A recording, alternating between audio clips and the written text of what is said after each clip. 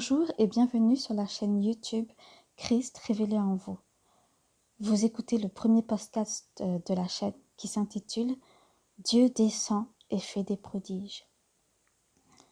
C'est la première partie d'un des podcasts que nous verrons sur la Pâque. Dieu nous permet en ces temps difficiles, cette crise sanitaire, d'être confinés et de célébrer la Pâque de manière différente pour une fois. Tous les chrétiens ne célèbrent pas la Pâque, certains le célèbrent par des traditions, d'autres par la Sainte Seine. Mais peu importe comment nous la célébrons, cette année-ci nous permet que nous soyons tous au même niveau, calfeutrés chez nous, ayant l'opportunité de nous concentrer sur l'essentiel. Et c'est ce que nous ferons à travers ces podcasts, nous concentrer sur l'essentiel de la Pâque. Qu'est-ce que vraiment que la Pâque? Si vous n'avez pas encore compris l'ampleur de la Pâque, de ce que Dieu veut nous faire comprendre à travers ce message, eh bien, c'est peut-être le temps, à travers ce confinement, de comprendre véritablement ce que Jésus a accompli pour nous et qu'est-ce que symbolise tout cela.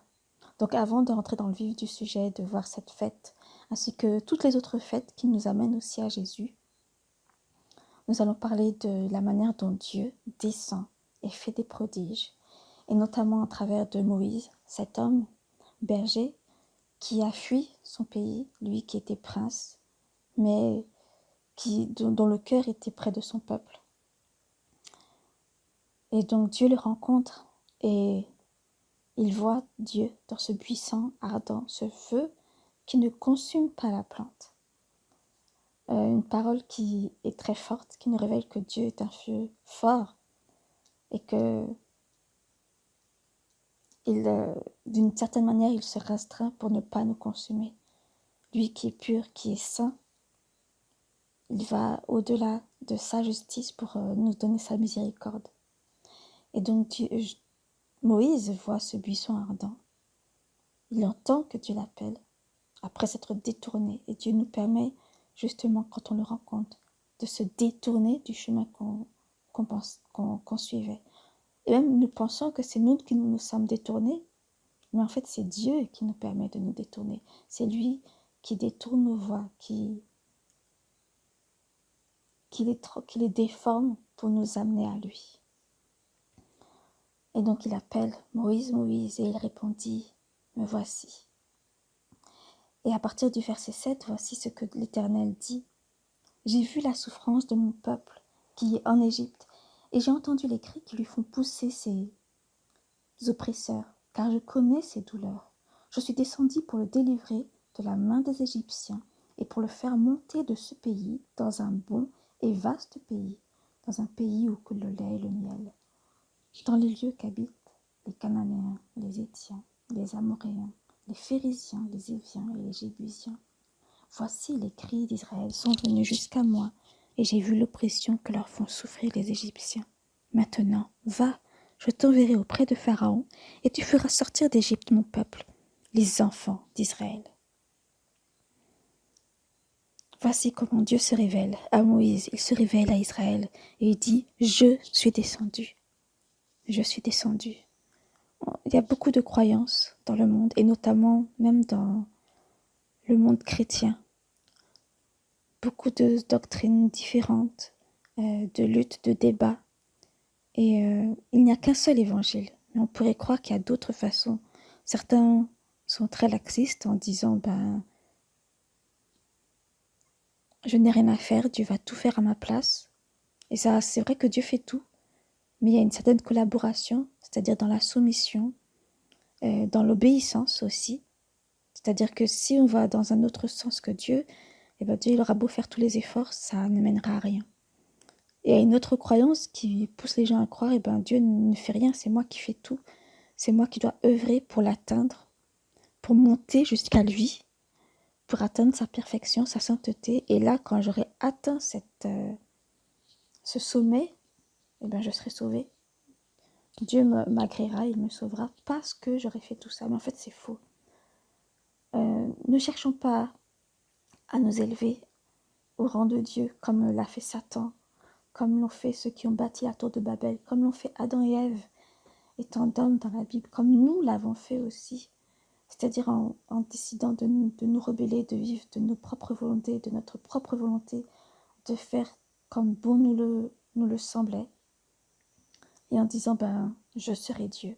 Peut-être pas avec ces mêmes mots, mais nos actions montrent que c'est ce que nous pensons. Je serai Dieu, je décide. C'est moi qui est au contrôle, alors que non, c'est Dieu qui est toujours au contrôle. C'est Dieu qui descend et qui dit, tu ne peux pas m'atteindre, tu ne pourras jamais m'atteindre. Pas parce que je suis plus grand que toi, mais parce que c'est moi qui suis ton créateur. C'est moi qui suis toute chose, c'est moi qui suis l'alpha et l'oméga.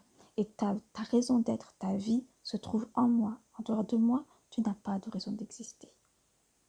Et je donne tout pour toi. Et ça, nous le savons, il a tout donné. Il a donné le meilleur, il a donné son fils pour nous. Et donc, il voit. Si vous passez par des moments difficiles, et je sais que certains ont du mal à supporter ce moment, qu'ils le voient peut-être même comme un moment d'emprisonnement, mais Dieu est là. Il suffit d'écouter et de le laisser vous guérir, et il le fera. Il vous apportera sa paix. Pas la paix que le monde attend, mais la paix qui vient de lui.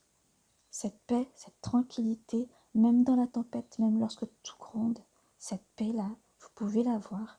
Il suffit de la réclamer. Dieu répond toujours. C'est lui qui fait des promesses et vous pouvez avoir l'assurance qu'il répondra à vos prières. Faites selon ses promesses. Parce que ce n'est pas de la présomption. La présomption, c'est de dire oui, je sais ce que Dieu va faire. Je sais ce qu'est Dieu. Je sais qu'il va permettre ceci, qu'il ne va pas permettre cela.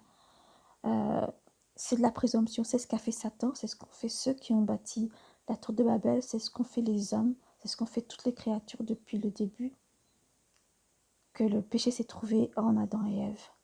Voilà. Donc la présomption, c'est quoi? C'est une opinion qui est fondée seulement sur des indices, sur des débuts de preuves, sur des apparences, sur des choses qui n'ont pas de fondement en fait, sur des suppositions. Tout l'inverse d'une conviction, d'une preuve. Et c'est là un manque total d'humilité, de modestie.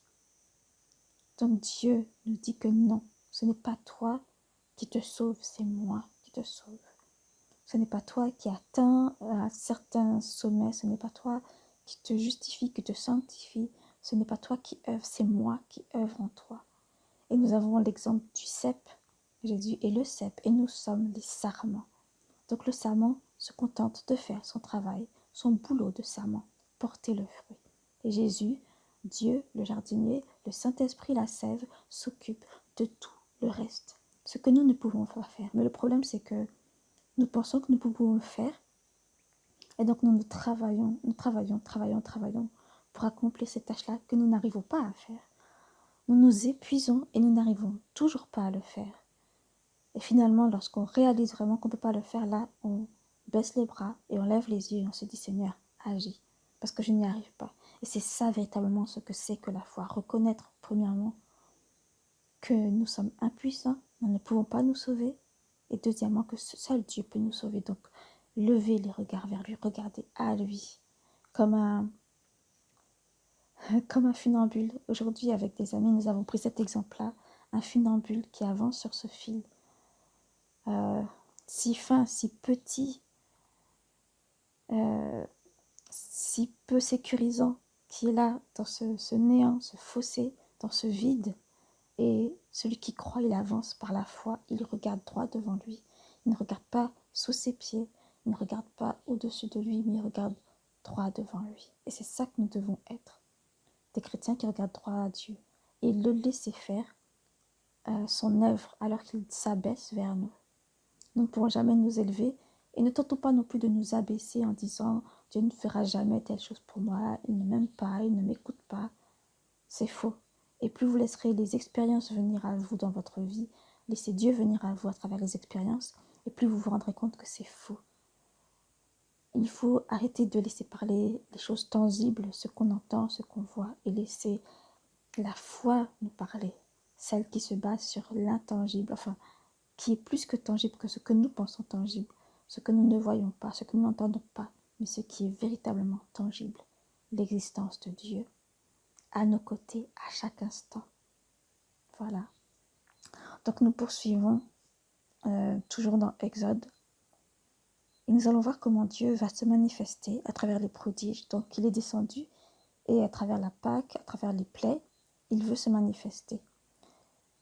Et nous voyons dans Exode 4, à partir du verset 1er, Moïse qui hésite, qui doute, qui essaie de trouver des raisons pour ne pas aller. Moïse répondit et dit, voici, ils ne me croiront point et ils n'écouteront point ma voix. Mais ils diront, l'Éternel ne t'est point apparu. L'Éternel lui dit, qu'y a-t-il dans ta main? Il répondit, une verge. L'Éternel dit, jette-la par terre. Et il la jeta par terre et elle devint un serpent. Moïse fuyait devant lui. L'Éternel dit à Moïse, étends ta main et saisis-le par la queue. Il étendit la main et le saisit, et le serpent redevint une verge dans sa main.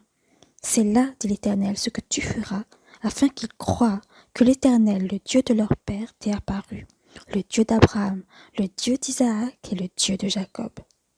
L'Éternel lui dit encore, mets ta main dans ton sein. Il mit sa main dans son sein, puis il la retira, et voici, sa main était couverte de lèpre, blanche comme la neige. L'Éternel dit, remets ta main dans ton sein. Il remit sa main dans son sein, puis il la retira de son sein, et voici, elle était redevenue comme sa chair. S'ils ne te croient pas, dit l'Éternel, et n'écoutent pas la voix du premier signe, ils croiront à la voix du dernier signe. S'ils ne croient pas, même à ces deux signes, et n'écoutent pas ta voix, tu prendras de l'eau du fleuve, tu la répandras sur la terre, et l'eau que tu auras prise du fleuve deviendra du sang sur la terre. Donc nous voyons ici 3 signes, 3 présages, 3 prodiges, 3 merveilles, 3 miracles que Dieu donne à Moïse pour annoncer au peuple véritablement que c'est Dieu qui l'envoie. En fait, au départ, Dieu ne lui avait pas dit ça, mais c'est parce qu'il hésite que Dieu lui donne ces signes, qu'il est avec lui, et que c'est pas lui qui va convaincre, c'est pas Moïse qui va convaincre le peuple, mais c'est Dieu qui va convaincre son peuple à travers ses prodiges. Et nous voyons justement que au verset 21, l'Éternel lui dit, en partant pour retourner en Égypte, vois tous les prodiges que je mets en ta main, tu les feras devant Pharaon, et moi j'endurcirai son cœur, et il ne laissera point aller le peuple. Tu diras à Pharaon, ainsi parle l'Éternel, Israël est mon fils, mon premier-né. Je te dis, laisse aller mon fils pour qu'il me serve. Si tu refuses de le laisser aller, voici, je ferai périr ton fils, ton premier-né. Le mot qui veut dire Pharaon en égyptien, le mot qu'on retrouve en hébreu, c'est pharo. Et ça signifie grand palais. On peut transposer aussi grand sanctuaire, grand temple. Un homme qui s'est élevé au rang de Dieu, qui s'est élevé comme Satan s'est élevé au rang de Dieu, qui a présumé de ses propres forces, de sa propre nature, en pensant que rien ne lui résisterait. Et il s'est endurci. Mais Dieu, lui qui est bien plus grand, révèle qu'il peut tout briser, même le cœur plus endurci. Pas de la manière qu'on croit. C'est-à-dire qu'en général, quand il brise le cœur du croyant, il le brise pour en faire un cœur de chair. Mais là, Dieu a brisé sa dureté. Le cœur de Pharaon est resté comme un cœur de pierre, mais il l'a brisé dans le sens où il l'a mis à terre. Tu veux rester tel que tu es, mais je te montre que tu n'es pas Dieu, c'est moi qui suis Dieu. Ta présomption, ta vantardise, je l'anéantis. Je la mets à terre et je montre au monde entier qui je suis. Moi, je suis le Dieu véritable et vivant qui ne laisse pas son peuple. Donc ensuite, Moïse et Aaron vont devant le peuple. Verset 29. Moïse et Aaron poursuivirent leur chemin et ils assemblèrent tous les anciens des enfants d'Israël. Aaron rapporta toutes les paroles que l'Éternel avait dites à Moïse et il exécuta les signes aux yeux du peuple. Et le peuple crut. Ils apprirent que l'Éternel avait visité les enfants d'Israël, qu'il avait vu leur souffrance, et ils s'inclinèrent et se prosternèrent. Voilà, ils ont vu les signes. Il exécuta tous les signes que Dieu leur a envoyés, et ils ont cru. Dieu a jeté cette verge à terre, s'est transformée en serpent, et il l'a repris entre ses mains, et elle est redevenue une verge. Et ça, c'est un simple signe et c'est pour dire, voici ce que je fais. J'interviens dans vos vies. Je vous sauve. Ce n'est pas vous. Vous ne pouvez pas vous sauver, vous sortir de là où vous êtes. Et si vous faites attention aux écrits de la Bible, vous verrez qu'à chaque fois, c'est Dieu qui intervient. C'est Dieu qui remporte la victoire dans la bataille de Jéricho. C'est Dieu qui protège son peuple de Balaam, lorsque Balaam va pour maudire le peuple. C'est Dieu qui protège à chaque fois, qui agit. Si vous croyez que vous pouvez vous sauver vous-même, que vous pouvez faire des choses, atteindre une certaine perfection pour que Dieu abaisse les regards sur vous, vous vous trompez. Et la Bible abonde d'histoires qui prouvent le contraire. Il a été avec Daniel, avec Joseph, avec David, avec tous ces hommes qui ont été humbles, qui n'ont pas été parfaits, mais qui ont marché avec Dieu. Et c'est ça que Dieu veut dans votre vie. Il veut marcher avec vous, là où vous êtes, et vous amener à un autre niveau. Il veut élever votre chemin. Mais si vous l'élevez de vous-même, alors il vous abaissera comme il abaissera les montagnes. Voilà, mais il veut élever votre vallée. Et c'est lui qui le fait, c'est pas vous qui pouvez le faire. Et on voit aussi que Moïse et Aaron vont vers Pharaon. Et là, ce prodige-là est merveilleux parce qu'il nous montre Jésus. Je vais vous le lire et essayer de voir si vous voyez ce signe. Jésus élevé aux yeux de tous. Donc dans Exode 7, versets 8 à 13. L'Éternel dit à Moïse et à Aaron, si Pharaon vous parle et vous dit, faites un miracle, tu diras à Aaron, prends ta verge et jette-la devant Pharaon. Elle deviendra un serpent. Moïse et Aaron allèrent auprès de Pharaon et ils firent ce que l'Éternel avait ordonné. Aaron jeta sa verge devant Pharaon et devant ses serviteurs, et elle devint un serpent. Mais Pharaon appela des sages et des enchanteurs, et les magiciens d'Égypte, eux aussi, en firent autant par leurs enchantements. Ils jetèrent tous leurs verges, tous, et elles devinrent des serpents, et la verge d'Aaron engloutit leur verge. Le cœur de Pharaon s'endurcit, et il n'écouta point Moïse et Aaron, selon ce que l'Éternel avait dit. Rien de surprenant. Donc, est-ce que vous avez vu ici ce prodige? Est-ce que vous avez vu ici l'image de Jésus? À travers cette verge jetée à terre, qui devient un serpent. Dans le film des 10 commandements, ce célèbre film, il y en a eu beaucoup, mais celui-là est plus célèbre que les autres. Dans la scène du film où Aaron jette sa verge, on voit juste deux sages qui jettent à leur tour leur verge et qui deviennent des serpents, et le serpent d'Aaron engloutit les deux serpents des sages. Mais c'est pas du tout fidèle à la Bible. Peu de films, en fait, sont fidèles à la Bible. Parce que, véritablement, dans l'événement qui s'est passé, il n'y avait pas juste deux hommes. Non. Il y en avait beaucoup plus. Parce que le verset nous dit qu'il appela des sages, des enchanteurs et les magiciens d'Égypte. Donc, toute une panoplie d'hommes là, supposés être savants, pour venir montrer la puissance de leur Dieu. Mais le seul vrai Dieu est puissant. Donc Dieu fait des prodiges et eux, ils utilisent des enchantements. Et ce prodige-là nous montre, nous profile. C'est un type. On utilise ce langage pour dire type et antitype. Jésus est l'antitype et cette verge est le type. Et pour parler plus simplement, pour ceux qui ne comprennent pas ces termes purement chrétiens, on peut parler aussi d'ombre et d'image. La verge, c'est une ombre de Jésus qui est l'image. Et donc elle nous permet faiblement, mais sans refléter totalement ce qu'est l'image, de voir ce qui va venir dans le futur. Et donc ça nous reflète déjà premièrement l'histoire du serpent d'airain. Ce serpent qui a dû être élevé parce que le peuple était têtu, qu'il murmurait. Donc Dieu l'a laissé à lui-même parce qu'il en avait assez de suivre Moïse. Il se plaignait, donc des serpents les ont mordus. Et Dieu, qui malgré tout est sauveur, vient et il fait élever ce serpent d'airain pour que le peuple élève ses regards vers ce serpent d'airain et qu'avec foi, en regardant ce serpent d'airain, il soit convaincu de ce Dieu qui veut les sauver. Et donc, ils sont sauvés en regardant. Et nous savons que le Nouveau Testament nous relate que nous devons regarder à une seule personne, à Jésus. C'est vers lui que nous devons lever le regard. C'est ce qu'il dit à Nicodème. Qu'un temps viendra où le Fils de l'homme sera élevé devant tous. Et c'est ce qu'il a été. Il a été élevé devant tous sur cette croix, tel le serpent d'airain, portant nos meurtrissures, nos péchés, notre ignominie, nos ténèbres, notre égoïsme, l'ampleur qu'on ne peut pas imaginer.